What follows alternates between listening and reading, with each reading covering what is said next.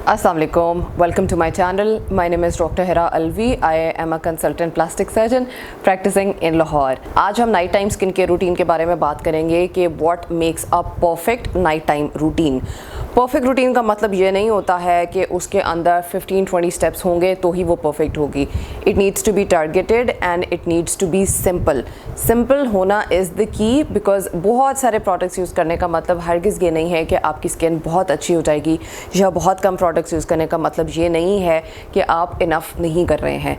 सो बहुत कुछ एक्सपेंसिव भी अवेलेबल है मार्केट के अंदर and it is kind of overwhelming to see कि क्या चीज़ काम करती है और क्या नहीं करती है। सो मैं इन सारी चीज़ों को एक बहुत ही सिंपल से स्टेप्स में आपको बताऊंगी कि आपने क्या क्या चीज़ें हैं जो करनी है which makes a perfect routine for everybody. A few steps can be added according to your specific needs अगर आपके स्किन के अंदर कोई कंसर्न्स हैं या प्रॉब्लम्स हैं, बट अदर देन दैट ये रूटीन हर कोई यूज़ कर सकता है।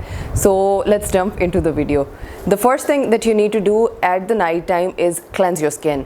क्लेंजिंग में इम्पॉर्टेंट चीज़ ये है कि if you wear makeup in the day time तो always do a double cleansing. However अगर आप मेकअप यूज़ नहीं करते हैं तो a single cleanser is enough. So the concept behind cleansing is कि दिन में जितना भी dirt and impurities and makeup and pollution skin के ऊपर लग गया होता है उस सारे को वॉश करना होता है before going to bed. Otherwise वो रात में पोज में भी जाएगा, वो स्किन को ख़राब भी करेगा and it will cause breakouts.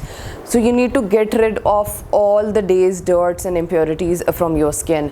The first time you cleanse, you can use a micellar water or you can use an oil-based cleanser जिसमें सारा का सारा makeup and dirt remove हो जाए.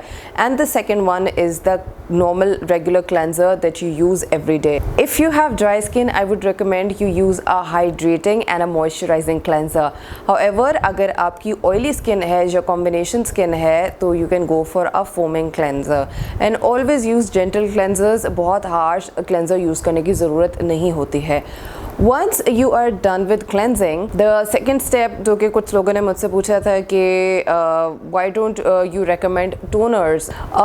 I believe कि toner is a skippable part of skincare routine. Toners के behind concept ये है कि स्किन में जब आप क्लेंजर यूज़ करते हैं तो वो स्किन के पीएच को ख़राब कर देता है and a toner actually brings it back. But the problem with most of the toners in the market is कि वो अल्कोहल बेस्ड होते हैं। I don't understand the concept कि why would somebody put alcohol in a toner, because what alcohol does is cleansing के बाद अगर कोई products रह गए हैं या अगर कोई डर्ट वगैरह रह गई है तो वो उसको अपने अंदर डिज़ोल्व करके रिमूव कर देता है एंड अलॉन्ग विद दैट आपकी स्किन की पीएच को मेंटेन करता है। But alcohol is going to rip your skin off the good oils that are present on the skin. Sometimes if you have oily skin it feels good कि आपने alcohol based toner use किया है और आपकी skin बड़ी अच्छी सी dry हो गई है, but it is not just going to remove the excess oil, it is also going to rip your skin off the normal oil that is produced in the skin और आपके sebaceous glands को ये signal मिलेगा कि आप दोबारा से और ज़्यादा ऑयल प्रोड्यूस करें। so it is going to produce more oil in return and your skin is going to get oilier. If you want to use a toner, which according to me is a completely skippable part of your skincare routine, always use a hydrating toner and stay away from the alcohol based toners. After you're done with the toner, the third step of your skincare routine is a retinoid. This is the best thing out there in the market for anti-aging. So retinoid cream should be used at the night time because दिन में ये थोड़ी सी photosensitivity कराती है and you can use it right after cleansing and toning. अगर तो आप इसको मॉइस्चराइज़र फॉर्म में यूज़ कर रहे हैं तो आपकी स्किन के रूटीन के अंदर आपको अलग से मॉइस्चराइज़र नहीं यूज़ करना पड़ता है। हाउएवर अगर आप इसको एज सिरम यूज़ कर रहे हैं तो you need to put a moisturiser on top of it. I always recommend कि you start with a retinol that is a gentle form and आहिस्ता आहिस्ता करके अगर आपकी स्किन उसको टॉलरेट करती है you can go towards the prescription strength as well.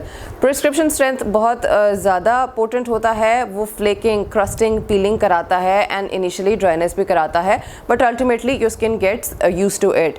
But the over the counter options मेरे ख्याल से घर पे यूज़ करने के लिए आर बेटर जो कि आप रेगुलरली अपनी स्किन के रूटीन में यूज़ करते हैं। They also work.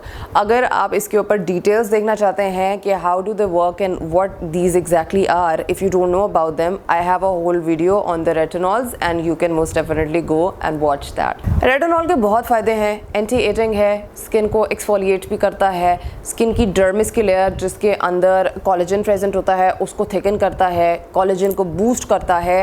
It has a lot of benefits. इसके ऊपर बहुत स्टडीज़ भी हुई हैं and if you want to use them तो आपको अपनी स्किन के रूटीन में इसको लाजमी रखना चाहिए है।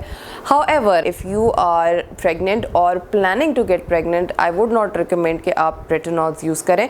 फिर आपको night time skin care routine में एक ऐसी क्रीम ऐड करनी है जिसके अंदर पेप्टाइड्स होते हैं। पेप्टाइड्स के ऊपर उतनी स्टडीज़ नहीं हुई हैं जितनी कि रेटिनॉल के ऊपर हुई हैं, but they also work in anti aging. After you are done with this, the next step should be an eye cream. अगर तो आप रेटिनॉल यूज़ कर रहे हैं तो उसी को आप एज अ आई क्रीम भी यूज़ कर सकते हैं। However there are separate retinol based eye creams that I would recommend you use around the eyes, because eye की स्किन पतली होती है, उसके ऊपर ज़्यादा जेंटल प्रोडक्ट्स यूज़ करने होते हैं। तो there are separate eye creams that are available to be used around the eyes. After that again, जैसे मैंने पहले बताया था कि अगर तो आपने ये मॉइस्चराइज़र फॉर्म में यूज़ किया है then you can totally skip a moisturizer. However, if it was in a form of a serum, that you apply a moisturizer on top of it and you can go to sleep. Moisturizer is going to lock in the retinoid and it is going to let it work overnight so that आपको उसके benefits मिलते रहें।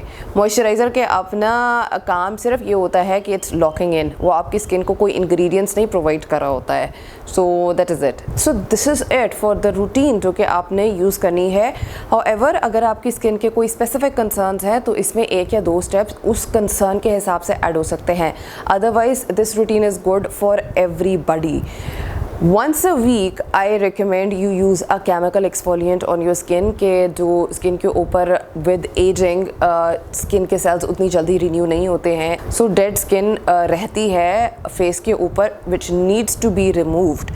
I always recommend a chemical exfoliant. I have a whole video on chemical exfoliants. In fact it's a whole series जिसमें मैंने step by step आपको बताया है कि chemical exfoliation किस तरह से यूज़ करनी है। I highly recommend कि आप वो पूरी प्लेलिस्ट देखें और आप उसमें देखें कि किस तरीके से एक्सफोलिएशन यूज़ करनी है। वंस और ट्वाइस ए वीक से ज़्यादा आपने केमिकल एक्सफोलिएशन नहीं यूज़ करनी है एंड दैट इज़ इट। सो ऐसा बिल्कुल नहीं है कि बहुत एक्सपेंसिव प्रोडक्ट्स ही आपके लिए काम करेंगे। This is it. ये रूटीन आप यूज़ कर सकते हैं, इसमें आपको कोई चेंजेस करने की ज़रूरत नहीं है। You can use this for life, adding small steps for your skin care concerns when they arise, but generally it is good for everybody. That is it for the video. I will see you guys in the next video. Till then, take care. Allah Hafiz.